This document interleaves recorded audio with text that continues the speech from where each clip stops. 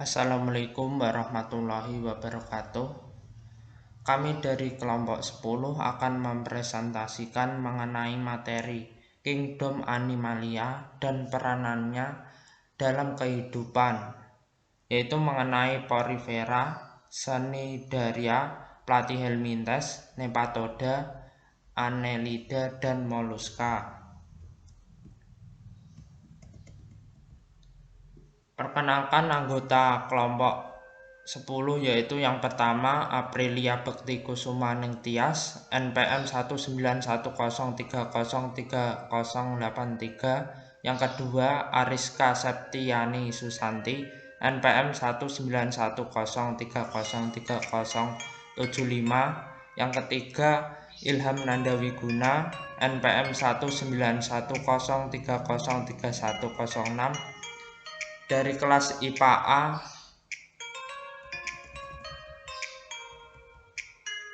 Materi yang pertama yang akan dibahas yaitu mengenai Kingdom Animalia. Ciri-cirinya yaitu yang pertama eukariotik, multiseluler, yang kedua tidak memiliki dinding sel, yang ketiga heterotrofik, yang keempat memiliki sistem saraf, yang kelima umumnya reproduksi seksual, meskipun ada yang bereproduksi aseksual atau porifera dan coelenterata. Struktur Kingdom Animalia. Yang pertama jaringan penyusun tubuh, yaitu ada parazoa memiliki jaringan sejati atau porifera. Yang kedua eumetazoa memiliki jaringan sejati, yaitu Cnidaria, Ctenophora, Platyhelminthes, Nematoda, Annelida, dan Moluska. Yang kedua yaitu simetri tubuh, yaitu berbentuk radial dan simetri bilateral. Yang ketiga lapisan tubuh, dipoblastik, yaitu 2 lapis, dan tripoblastik, yaitu 3 lapis. Yang keempat rongga tubuh. Hewan tripoblastik memiliki rongga, yaitu selomata, aselomata, dan pseudoselomata. Klasifikasi Animalia. Yang pertama hewan invertebrata, hewan tidak bertulang belakang. Dapat dikelompokkan menjadi beberapa filum antara lain yaitu Porifera, hewan berpori, Coelentera, hewan berongga, Platyhelminthes, cacing pipih, Nematoda, cacing gilik, Annelida, cacing gelang, Moluska, hewan lunak, Echiodermata, hewan berkulit duri, dan Arthropoda, hewan berkaki buku. Yang kedua hewan vertebrata, hewan bertulang belakang. Dapat dikelompokkan menjadi beberapa filum antara lain Pisces, ikan, amfibi, reptilia, aves, burung, dan mamalia, hewan yang menyusui. Kemudian materi yaitu mengenai porifera. Porifera berasal dari kata porus atau lubang kecil dan vere membawa, yang artinya porifera ialah hewan berongga. Porifera adalah jenis hewan invertebrata paling sederhana. Porifera disebut hewan spon karena mempunyai kerangka yang terdiri dari serabut spongin yang membentuk tubuhnya seperti spons atau berpori. Porifera adalah hewan yang hidup menetap atau sesil di dasar perairan. Struktur porifera yaitu pada permukaan luar tubuh porifera tersusun sel-sel pipih dan berdinding tebal yang disebut pinakosit. Pori-pori di antara pinakosit membentuk saluran air di spongosol atau rongga tubuh yang dilapisi sel leher berflagel atau bulu cambuk koanosit.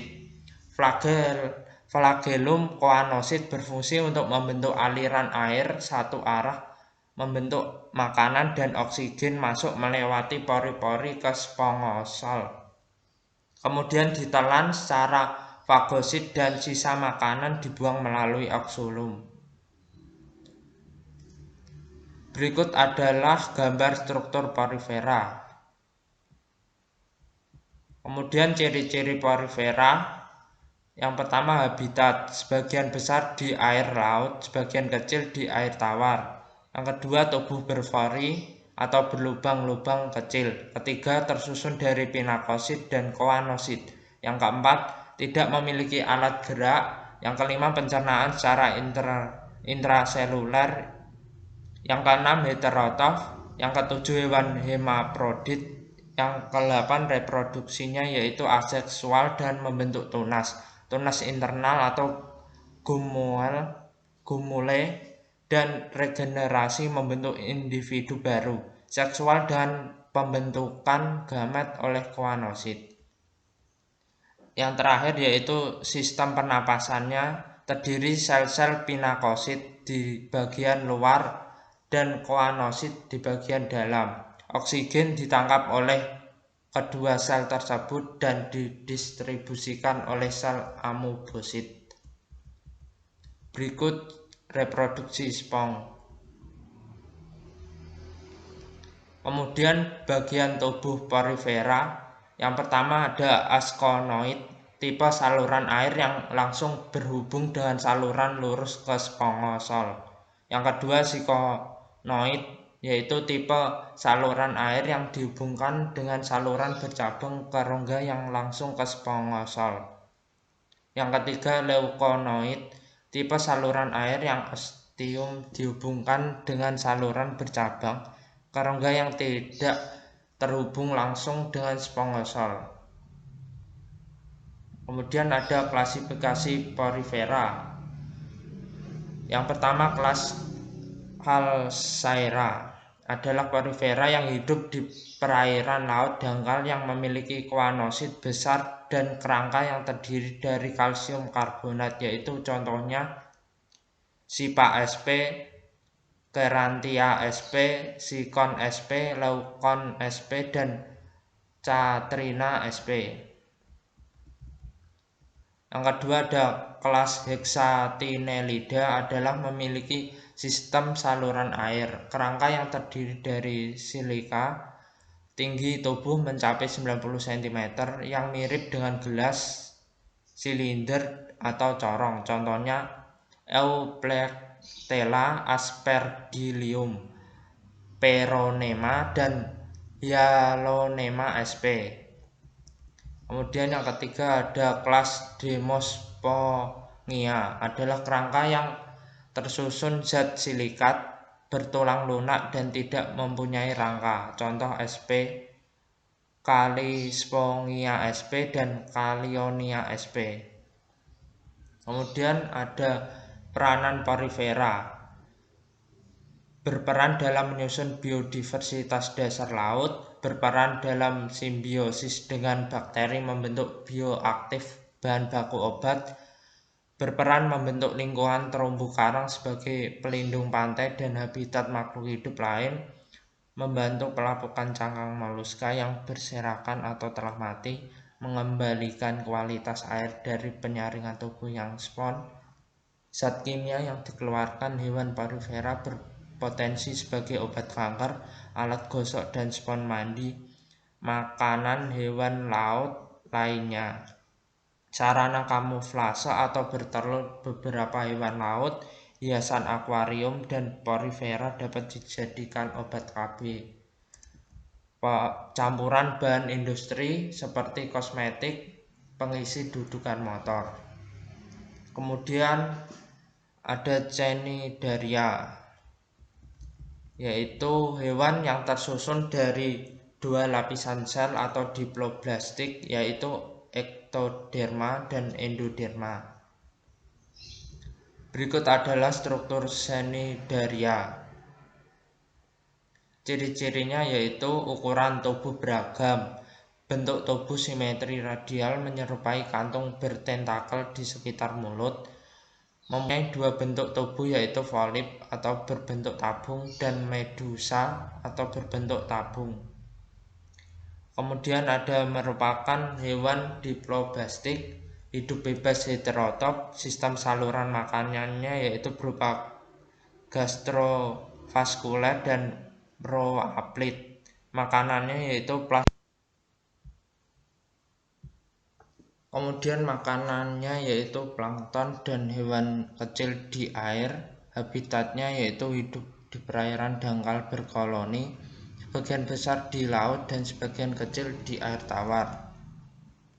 Ciri-ciri Cnidaria yaitu reproduksinya yaitu aseksual, membentuk tunas berbentuk polip dan melekat dekat polip membentuk koloni, dan aseksual, pembentukan gamet pada medusa, namun beberapa polip seperti Hydra. Klasifikasi Cnidaria yang pertama hidrozoa, siklus hidup berfase di polip dan medusa air tawar, memiliki bentuk tubuh selalu polip dan bertunas seperti Obelia geniculata. Hidrozoa yang hidup solider mempunyai bentuk tubuh polip seperti hidra. Kemudian ada Scyphozoa. Cnidaria mempunyai bentuk tubuh seperti mangkok transparan dan melayang-layang di laut. Reproduksi pada Scyphozoa mengalami metagenesis, contoh Aurelia aurita atau ubur-ubur.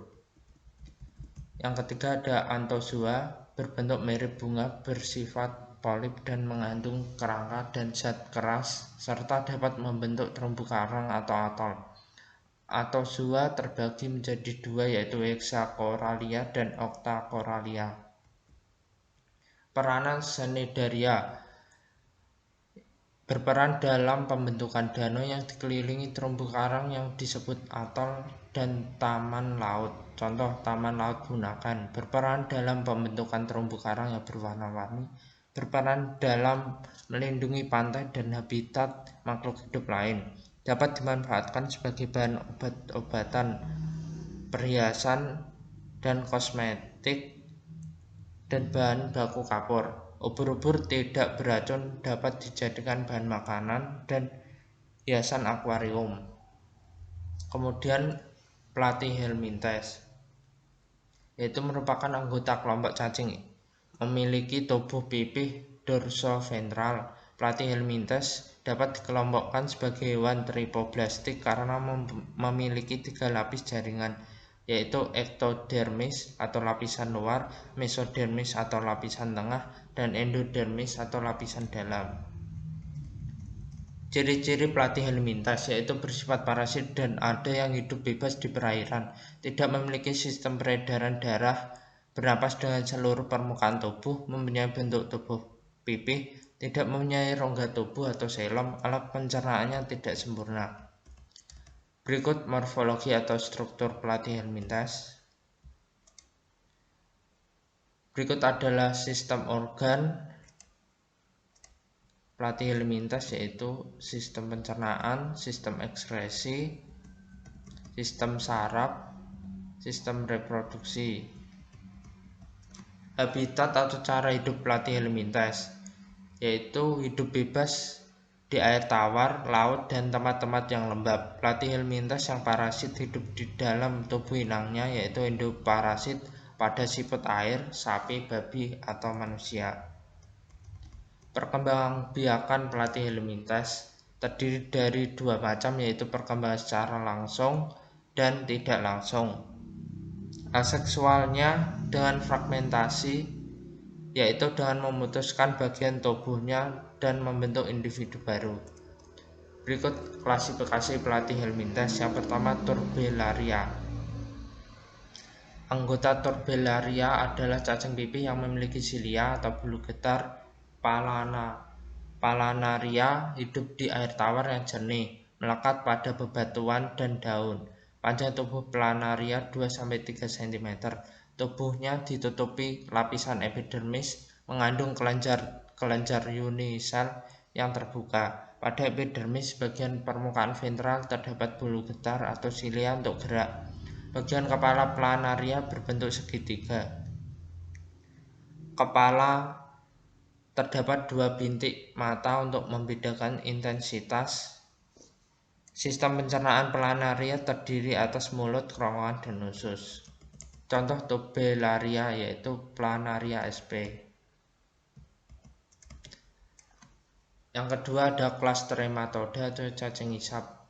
Permukaan tubuhnya tidak bersilia, tetapi diliputi kutikula.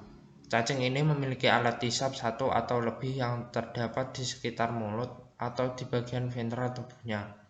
Alat hisap ini dilengkapi dengan gigi kitin. Saluran pencernaannya bercabang dua, sedangkan sistem ekskresi dan sistem sarafnya serupa dengan turbellaria. Sistem reproduksi ada yang hermafrodit, umumnya memiliki siklus hidup yang rumit dengan pergantian fase seksual dan aseksual, misal pada Schistosomatidae. Berikut contoh Fasciola hepatica atau cacing hati. Yang ketiga ada kelas Cestoda atau cacing pita, merupakan kelompok Cestoda berbentuk pipih seperti pita, tidak mempunyai saluran pencernaan dan bersifat endoparasit dalam saluran pencernaan vertebrata. Contoh Cestoda cacing pita yaitu Taenia solium dan Taenia saginata. Peranan pelatih helminthes yaitu hidup sebagai parasit. Pada umumnya pilum ini akan merugikan manusia. Selain manusia ada pula cacing pita inang domba, babi dan sapi. Ada nematoda yaitu filum nematoda dikenal dengan Aeschyleminthes atau Nematelminthes, dikenal cacing gilik yang berarti kecil dan bulat panjang. Filum ini sangat beraneka ragam dengan habitat yang beragam pula. Ciri-ciri nematoda yaitu bentuk tubuh yang gilik, bulat panjang dan tidak bersegmen. Tubuhnya berbentuk simetri bilateral.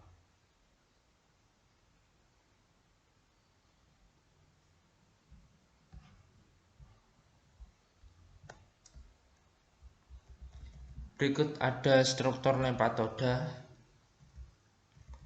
Kemudian klasifikasi nematoda yaitu secara tradisional dibagi menjadi dua, yaitu kelas Adenophorea dan kelas Secernentea. Pada tahun 2002 terdapat 4 kelas, yaitu kelas Chromadorea, kelas Enoplea, Secernentea, dan kelas Dorylaemeya.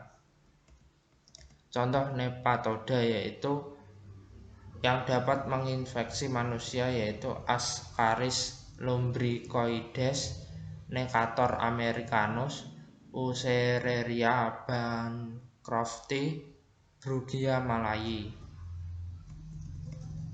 Peranan nematoda yaitu Ascaris lumbricoides atau cacing perut, Ankylostoma duodenale, cacing tambang di Asia atau Afrika, Necator americanus atau cacing tambang Amerika, Oxyuris vermicularis atau cacing kremi, Filaria bancrofti atau cacing filaria penyebab kaki gajah, Trisinella spiralis atau cacing otot. Kemudian ada Annelida, yaitu merupakan salah satu jenis cacing yang memiliki 3 lapis jaringan embrio yang terdiri eksoderm, mesoderm, dan endoderm, serta telah memiliki sistem pencernaan yang sempurna. Bentuk tubuh dari Annelida yakni bilateral simetri, beruas seperti cincin dan bersifat metameri.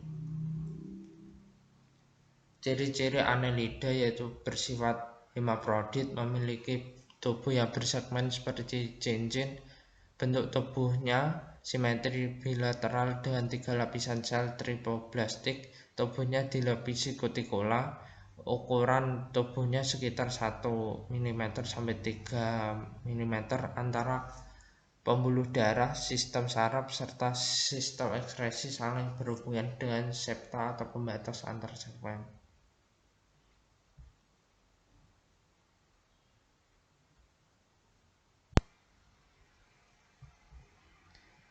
Ciri-ciri Annelida yaitu telah memiliki sistem pencernaan yang lengkap. Sistem peredaran darahnya tertutup, pembuluh darah membujur dengan kapiler di setiap segmennya. Memiliki sistem saraf tangga tali, respirasi dengan sepasang nephridia di setiap segmen. Berikut contoh Annelida. Habitat Annelida. Sebagian besar Annelida hidup bebas serta menjadi parasit pada vertebrata termasuk manusia. Annelida mudah ditemukan di dasar laut, perairan air tawar, dan juga mampu hidup di dalam tanah atau di tempat yang lembab. Klasifikasi Annelida. Yang pertama, kelas Oligochaeta. Tubuh panjang, silindris, ujung pipih, memiliki segmen tubuh dan dilapisi kutikula. Sistem gerak lokosomi dengan berkas otot musculus protractor dan musculus retractor. Sistem ekskresi menggunakan nephridia. Sistem reproduksi hermaprodit, memiliki sepasang ovarium di segmen ke-13 dan 3 pasang testis di segmen 15. Memakan organisme lain yang ada di dalam tubuh tanah. Contohnya yaitu cacing merah, cacing tanah Amerika, cacing tanah raksasa Australia, dan cacing tanah Asia. Kelas Polygochaeta. Di kepalanya terdapat mata, mulut, dan tentakel. Panjang tubuh 5-10 cm dengan diameter 2-10 mm. Alat reproduksi terpisah dengan guna tidak permanen. Terdapat sepasang parapodia atau alat gerak di setiap somit. Mempunyai larva trochovor termasuk hewan karnivora, sebagian jenisnya hidup di laut. Berikut contoh yaitu Lycidice oile atau cacing wawo, Nereis sp, Marpisa sanguinea, Eunice viridis atau cacing palolo. Kemudian Hirudinea, hidup sebagai parasit atau predator, tidak memiliki tahap larva, memiliki nephridium dan gona. Terdapat anterior dan posterior sebagai alat gerak dan alat hisap pada pacet atau Haemadipsa picta. Dapat mengeluarkan zat anestesik untuk menghilangkan rasa sakit serta zat anti pembekuan darah hirudin. Berikut contoh Annelida. Berikut adalah indikator pembeda antara Oligochaeta, Polychaeta, dan Hirudinea.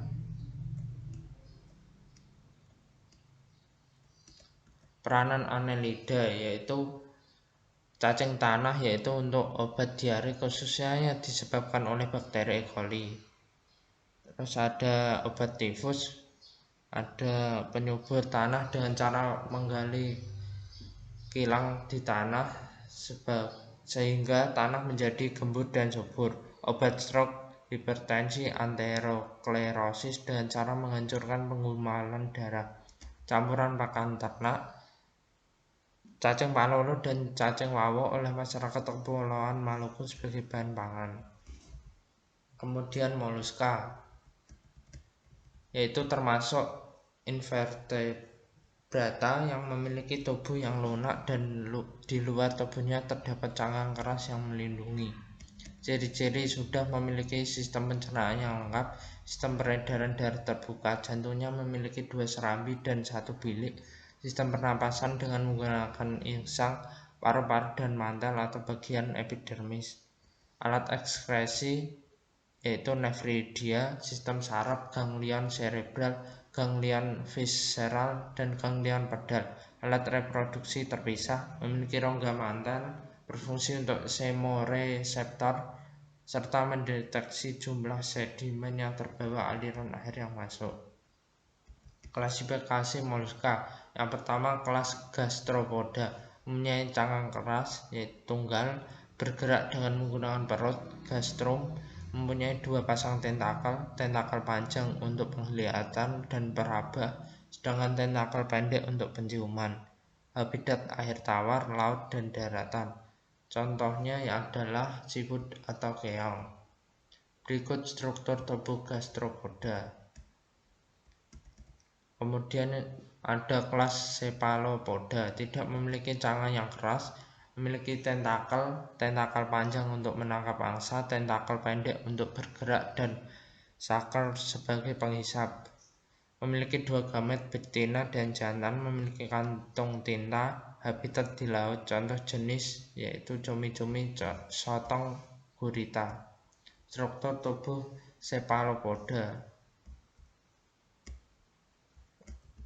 Kemudian ada kelas Pelecypoda, memiliki cangkang yang keras yang dapat terbelah menjadi dua bagian, bergerak dengan kaki pipis seperti kampak. Cangkang terbagi menjadi tiga yaitu peristrakum, perismatik, dan nagreas. Memiliki insang yang berlapis, terdapat umbu yang menjadi tempat ligamen sendi. Insangnya memiliki rambut getar yang berfungsi sebagai penyaring plankton dan respirasi. Habitatnya di dasar laut, membenamkan diri di dalam pasir atau lumpur. Contohnya yaitu kerang mutiara dan remis. Berikut struktur tubuh Pelecypoda.